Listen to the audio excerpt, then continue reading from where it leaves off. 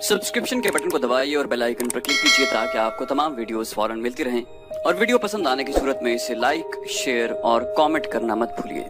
हजरत खालिद का जहन पीछे से पीछे जा रहा था। घंटियों की मुतरन्नम आवाजें उन्हें माजी से निकाल लाईं। उन्होंने दाएं बाएं देखा, बाएं तरफ वसी नशेब था। खालिद ऊपर ऊपर जा रहा था। नीचे 4 ऊंट चले आ रहे थे। ऊंट एक दूसरे के पीछे थे। उनके पहलू में एक घोड़ा था। ऊंटों पर 2 औरतें, चंद बच्चे और 2 आदमी सवार थे। ऊंटों पर सामान भी लदा हुआ था। घुड़सवार बूढ़ा आदमी था। ऊंट की रफ्तार तेज थी। खालिद ने अपने घोड़े की रफ्तार कम कर दी। ऊंटों का ये मुख्तसर सा काफिला उसके करीब आ गया। बूढ़े घुड़सवार ने उसे पहचान लिया। तुम्हारा सफर आसान हो वलीद के बेटे। बूढ़े ने बाजू बुलंद करके लहराया और बोला, नीचे आ जाओ, कुछ दूर इकट्ठे चलते हैं। हजरत खालिद ने घोड़े की लगाम को एक तरफ झटका दिया और हल्की सी ईड़ लगाई।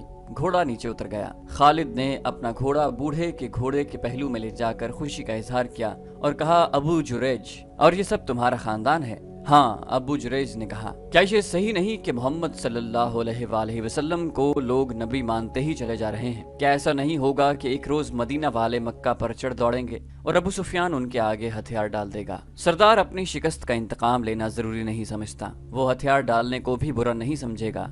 हजरत खालिद ने कहा, क्या तुम्हें याद नहीं कि हम सब मिलकर मदीना पर हमला करने गए थे तो मदीना वालों ने अपने इर्द गिर्द खंदक खोद डाली थी? हजरत खालिद ने कहा, मैं खंदक फलांग गया था, अक्रमा भी खंदक के पार चला गया था, मगर हमारा लश्कर, जिसमें तुम्हारे कबीले के जंगजू भी थे, दूर खड़ा तमाशा देखता रहा था। मदीना से पसपा होने वाला सबसे पहला आदमी हमारा सरदार अबू सुफियान था। मेरे बाजुओं में ताकत नहीं रही इब्ने वलीद। अबू जुरैज ने अपना एक हाथ, जो ज़ईफी से कांप रहा था, खालिद के आगे करके कहा, मेरा जिस्म जरा सा भी साथ देता तो मैं भी इस मार्के में अपने कबीले के साथ होता। उस रोज मेरे आंसू निकल आए थे जिस रोज मेरा कबीला मदीना से पसपा होकर लौटा था। अगर काब बिन असद धोखा न देता और मदीना पर 3-4 शब खून मार देता तो फतह यकीनन तुम्हारी होती। खालिद झुंझला उठा। उसने अबू जुरैज को कहर की निगाहों से देखा और चुप रहा। क्या तुमने सुना था कि जुहावा यहूदन ने तुम्हारे कबीले के एक आदमी जुरैद बिन मुसय्यब को मोहम्मद सल्लल्लाहु अलैहि वसल्लम के कत्ल के लिए तैयार कर लिया था? अबू जुरैज ने पूछा, हाँ। हजरत खालिद ने कहा, सुना था, और मुझे ये कहते हुए शर्म आती है कि जुरैद बिन मुसय्यब मेरे कबीले का आदमी था। कहाँ है वो 1 साल से ज्यादा अरसा गुजर गया है, उसका पता नहीं चला। मैंने सुना था कि जुहावा यहूदन उसे अपने साथ यहूदी जादूगर लैस बिन मोशान के पास ले गई थी और उसने जुरैद को मोहम्मद के कत्ल के लिए तैयार कर लिया था, नाउजुबिल्लाह। मगर मुसलमानों की तलवारों के सामने लैस बिन मोशान का जादू जवाब दे गया। जुरैद बिन मुसय्यब मुसलमानों के हाथों कत्ल हो गया। बनु कुरैजा में से जिंदा भाग जाने वाले सिर्फ 2 थे, लैस बिन मोशान और जुहावा। सिर्फ लैस बिन मोशान जिंदा है और जुरैद और जुहावा वो बदरूहें बन गए थे।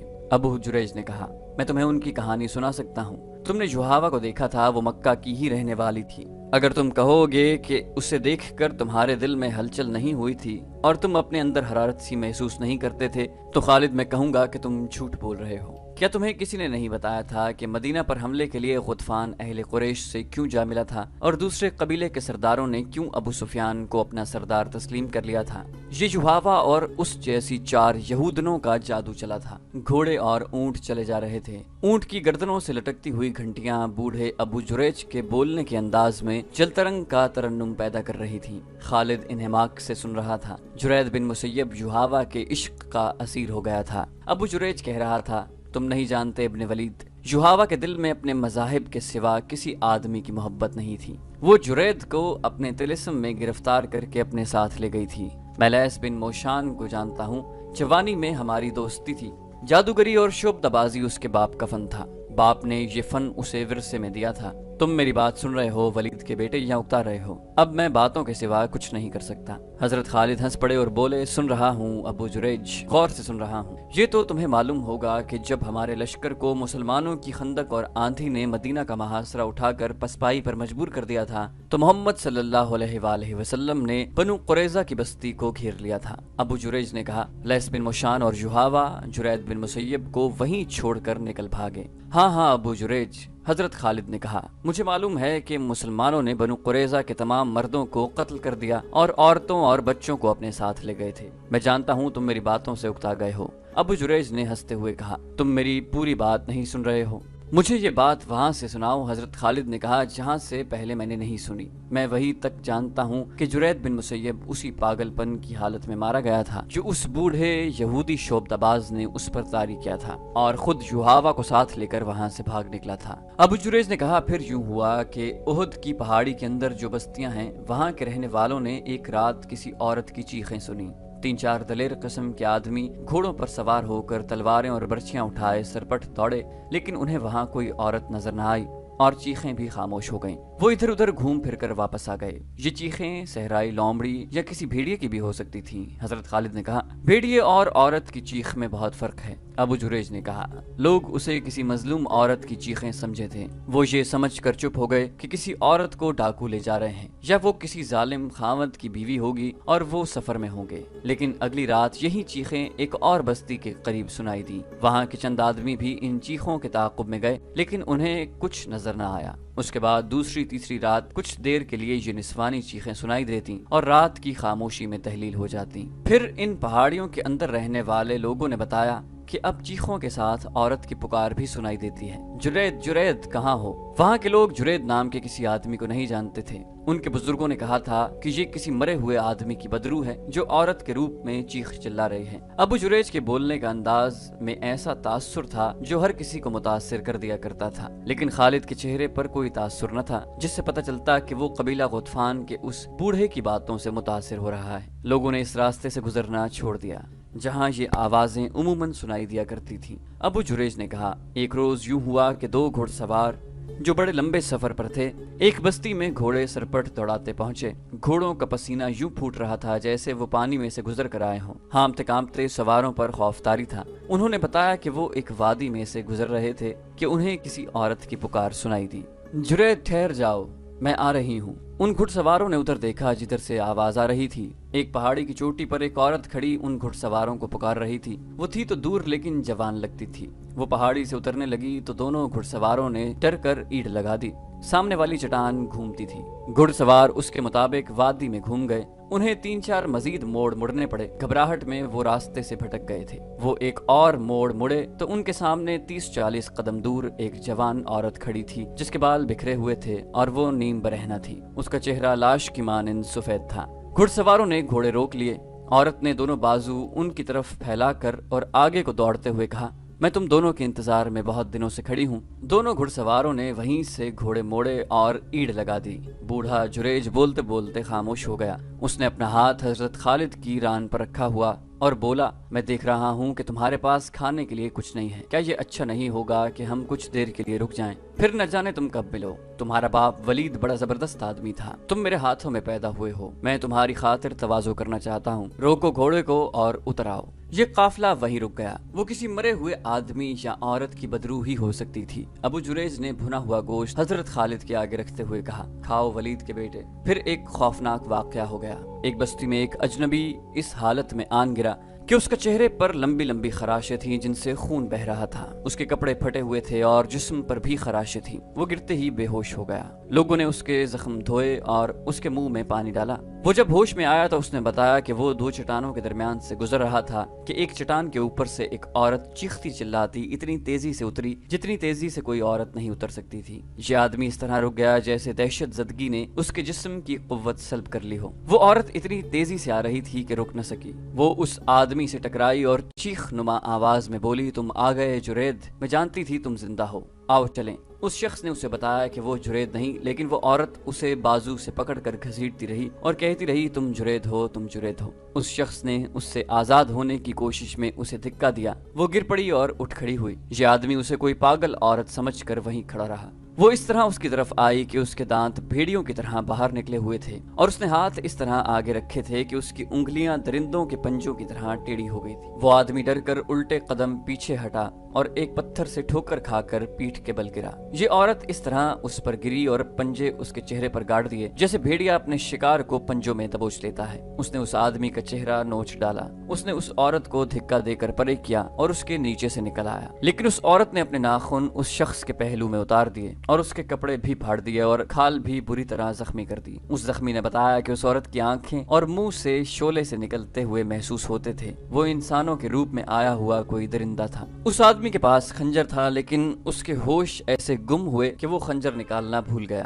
اتفاق سے اس آدمی کے ہاتھ میں اس عورت کے بال آ گئے۔ اس نے بالوں کو مٹھی میں لے کر زور سے جھٹکا دیا، وہ عورت چٹان پر گری۔ یہ آدمی بھاگ اٹھا، اسے اپنے پیچھے اس عورت کی چیخیں سنائی دیتی رہیں۔ اسے بالکل یاد نہیں تھا وہ اس بستی تک کس طرح پہنچا ہے۔ وہ ان خراشوں کی وجہ سے بے ہوش نہیں ہوا تھا، اس پر دہشت سوار تھی۔ پھر دو مسافروں نے بتایا کہ انہوں نے راستے میں ایک آدمی کی لاش پڑی دیکھی ہے جسے کسی درندے نے چیر پھاڑ کر ہلاک کیا ہوگا۔ انہوں نے بتایا کہ اس کے کپڑے پھٹے ہوئے تھے اور تمام جسم پر خراشیں تھیں۔ اس جگہ کے قریب جس جگہ اس عورت کی موجودگی بتائی جا سکتی تھی، چھوٹی سی ایک بستی تھی۔ وہاں کے لوگوں نے نقل مکانی کا ارادہ کر لیا، لیکن یہودی جادوگر لیس بن موشان پہنچ گیا۔ اسے کسی طرح پتہ چل گیا تھا کہ ایک عورت اس علاقے میں جرید جرید پکارتی اور چیختی چلاتی رہتی ہے، اور جو آدمی اس کے ہاتھ آ جائے اسے چیر پھاڑ دیتی ہے۔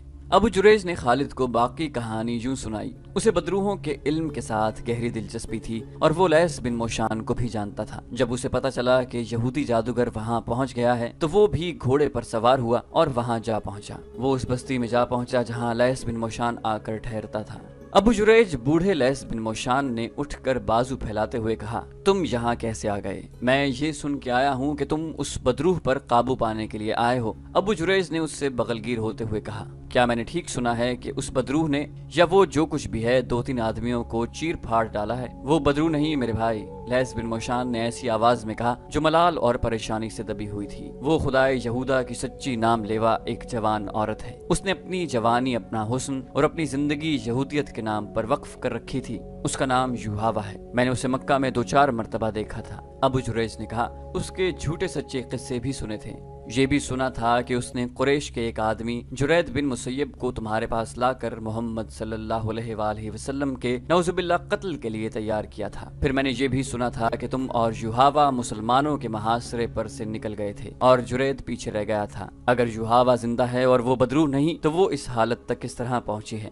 اس نے اپنا سب کچھ خدائے یہودا کے نام پر قربان کر رکھا ہے۔ لیس بن موشان نے کہا، لیکن وہ آخر انسان تھی، جوان تھی، وہ جذبات کی قربانی نہ دے سکی۔ اس نے جرید کی محبت کو اپنی روح میں اتار لیا تھا۔ جرید پر جتنا اثر میرے خاص عمل کا تھا اتنا ہی یوحاوا کی والہانہ محبت کا تھا۔ میں سمجھ گیا۔ ابو جریج نے کہا، اسے جرید بن مسیب کی موت نے پاگل کر دیا ہے۔ کیا تمہارا عمل اور جادو اس عورت پر نہیں چل سکتا تھا؟ لیس بن موشان نے لمبی آہ بھری اور بے نور آنکھوں سے ابو جریج کو ٹکٹکی باندھ کر دیکھا اور کچھ دیر چپ رہنے کے بعد کہا، میرا عمل اس پر کیا اثر کرتا؟ وہ مجھے بھی چیر پھاڑنے کو مجھ پر ٹوٹ پڑتی تھی۔ میرا عمل اس صورت میں کام کرتا کہ میں اس کی آنکھوں میں آنکھیں ڈال سکتا اور میرا ہاتھ تھوڑی دیر کے لیے اس کے ماتھے پر رہتا۔ جہاں تک میں اس علم کو سمجھتا ہوں، ابو جریج نے کہا، وہ پہلے ہی پاگل ہو چکی تھی اور تمہیں اپنا دشمن سمجھنے لگی تھی، اور اسے میرے خلاف دشمنی یہ تھی کہ میں جرید کو مسلمانوں کے رحم و کرم پر چھڑایا۔ لیس بن موشان نے کہا، میں اسے اپنے ساتھ لا سکتا تھا، لیکن وہ اس حد تک میرے طلسماتی علم کے زیر اثر آ چکا تھا کہ ہم اسے زبردستی لاتے تو شاید وہ مجھے یا یوحاوا کو قتل کر دیتا۔ میں نے اس کے ذہن میں درندگی کا ایسا تاثر پیدا کر دیا تھا کہ وہ قتل و غارت کے سوا اور کچھ سوچ ہی نہیں سکتا تھا۔ اگر میں ایک درخت کی طرف یہ اشارہ کر کے کہتا کہ یہ ہے محمد صلی اللہ علیہ وسلم تو وہ تلوار اس درخت کے تنے میں اتار دیتا۔ مجھے یہ توقع بھی تھی کہ یہ پیچھے رہ گیا تو ہو سکتا ہے کہ محمد صلی اللہ علیہ وآلہ وسلم تک پہنچ جائے اور اسے قتل کر دے، لیکن وہ خود قتل ہو گیا۔ ابو جریج نے پوچھا، کیا تم اب یوحاوا پر قابو پا سکو گے؟ مجھے امید ہے کہ میں اسے اپنے اثر میں لے آؤں گا، لیس بن موشان نے کہا۔ کیا تم مجھے اس کام میں شریک کر سکو گے؟ ابو جریج نے پوچھا۔ میں کچھ جاننا چاہتا ہوں، کچھ سیکھنا چاہتا ہوں۔ لیس بن موشان نے کہا، اگر بڑھاپا تمہیں چلنے دے تو چلو، میں تھوڑی دیر تک روانہ ہونے والا ہوں۔ یہاں کے کچھ آدمی میرے ساتھ چلنے کو تیار ہو گئے ہیں۔ اور پھر خالد بن ولید، بوڑھے ابو جریج نے اپنے پاس بیٹھے ہوئے خالد کے کندھوں پر ہاتھ رکھ کر جذباتی لہجے میں کہا، ہم دونوں بوڑھے اونٹوں پر سوار اس پہاڑی علاقے میں پہنچے جہاں کے متعلق بتایا گیا تھا کہ ایک عورت کو دیکھا گیا ہے۔ ہم تنگ سی ایک وادی میں داخل ہو گئے۔ ہمارے پیچھے 10-12 گھڑ سوار اور 3-4 شتر سوار تھے۔ وادی میں داخل ہوئے تو ان سب نے کمانوں میں تیر ڈال دیے۔ وادی آگے جا کر کھل گئی۔ ہم دائیں کو گھومے تو ہمیں کئی گدھ نظر آئے جو کسی مردار کو کھا رہے تھے۔ ایک صحرائی لومڑی گدھوں میں سے دوڑتی ہوئی نکل آئی۔ میں نے دیکھا اس کے منہ میں ایک انسانی بازو تھا اور لومڑیاں بھاگیں اور گدھ اڑ گئے۔ وہاں انسانی ہڈیاں بکھری پڑی تھیں، سر الگ پڑا تھا، اس کے بال لمبے ادھر ادھر بکھرے ہوئے تھے، کچھ کھوپڑی کے ساتھ تھے، آدھے چہرے پر ابھی کھال موجود تھی۔ وہ یوحاوا تھی۔ लैस बिन मोशान कुछ देर उसकी बिखरी हुई हड्डियों को और अध खाए चेहरे को देखता रहा। उसकी आंखों से आंसू बहकर उसकी दूध जैसी दाढ़ी में जज्ब हो गए और फिर हम वहां से आ गए। लैस बिन मोशान और जुहावा ने जुरैद बिन मुसय्यब को मोहम्मद सल्लल्लाहु अलैहि वसल्लम के कत्ल के लिए नाउजुबिल्लाह तैयार किया था। हजरत खालिद ने ऐसे लहजे में कहा जिसमें तंज की हल्की सी झलक थी, जुरैद बिन मुसय्यब मुसलमानों के हाथों कत्ल हुआ और जुहावा का अंजाम तुमने अपनी आंखों से देखा है, क्या तुम समझे नहीं हो अबू जुरैज? हजरत खालिद ने ऐसे लहजे में कहा जिसमें तंज की हल्की सी झलक भी थी, जुरैद बिन मुसय्यब मुसलमानों के हाथों कत्ल हुआ और जुहावा का अंजाम तुमने अपनी आंखों से देखा है, क्या तुम समझे नहीं हो अबू जुरैज? बूढ़े अबू जुरैज ने कहा, हाँ, लैस बिन मोशान के जादू से मोहम्मद सल्लल्लाहु अलैहि वसल्लम का जादू ज्यादा तेज और ताकतवर है। लोग ठीक कहते हैं कि मोहम्मद सल्लल्लाहु अलैहि वसल्लम के हाथ में जादू है। इस जादू का ही करिश्मा है कि उसके मजहब को लोग मानते ही चले जा रहे हैं। जुरैद को कत्ल होना ही था। हजरत खालिद ने कहा, मेरे बुजुर्ग दोस्त, उस बदरूह के किस्से मदीना में भी पहुंचे होंगे, लेकिन वहाँ कोई नहीं डरा होगा। मोहम्मद सल्लल्लाहु अलैहि वसल्लम के पैरोकारों ने तस्लीम ही नहीं किया होगा कि ये जिन, भूत या बदरू है। अबू जुरैज ने कहा, मोहम्मद सल्लल्लाहु अलैहि वसल्लम के पैरोकारों को डरने की क्या जरूरत है? मोहम्मद सल्लल्लाहु अलैहि वसल्लम के जादू ने मदीना के गिर्द हिसार खींचा हुआ है। मोहम्मद सल्लल्लाहु अलैहि वसल्लम को नाउजुबिल्लाह कत्ल नहीं किया जा सकता। वो उहद की लड़ाई में जख्मी हुआ और जिंदा रहा। तुम्हारा और हमारा इतना ज्यादा लश्कर मदीना की ईंट से ईंट बजाने गया तो ऐसी आंधी आई कि हमारा लश्कर तितर बितर होके भागा। मैदान जंग में मोहम्मद सल्लल्लाहु अलैहि वसल्लम के सामने जो भी गया उसका दिमाग जवाब दे गया। क्या तुम जानते हो खालिद, मोहम्मद सल्लल्लाहु अलैहि वसल्लम के कत्ल की एक और कोशिश नाकाम हो चुकी है। हजरत खालिद ने कहा, सुना था, पूरी बात का इल्म नहीं। ये खैबर का वाकया है। अबू जुरैज ने कहा, मुसलमानों ने खैबर की यहूदियों पर चढ़ाई की तो यहूदी एक दिन भी जम के मुकाबला न कर सके। फरेबकार कौम मैदान में नहीं लड़ सकती। हजरत खालिद ने कहा, यहूदी पीठ पर वार किया करते हैं और वो उन्होंने खैबर में किया। अबू जुरैज ने कहा, यहूदियों ने मुकाबला तो किया था लेकिन उन पर मोहम्मद सल्लल्लाहु अलैहि वसल्लम का खौफ पहले ही तारी हो गया था। मैंने सुना था कि जब मुसलमान खैबर के मकाम पर पहुंचे तो यहूदी मुकाबले के लिए निकल आए। उनमें से बाज मोहम्मद सल्लल्लाहु अलैहि वसल्लम को पहचानते थे। किसी ने बुलंद आवाज से कहा कि मोहम्मद सल्लल्लाहु अलैहि वसल्लम भी आए हैं। फिर किसी और ने चिल्ला कर कहा, मोहम्मद सल्लल्लाहु अलैहि वसल्लम भी आए हैं। यहूदी लड़े तो सही लेकिन उन पर मोहम्मद सल्लल्लाहु अलैहि वसल्लम के खौफ ऐसा सवार हुआ कि उन्होंने हथियार डाल दिए।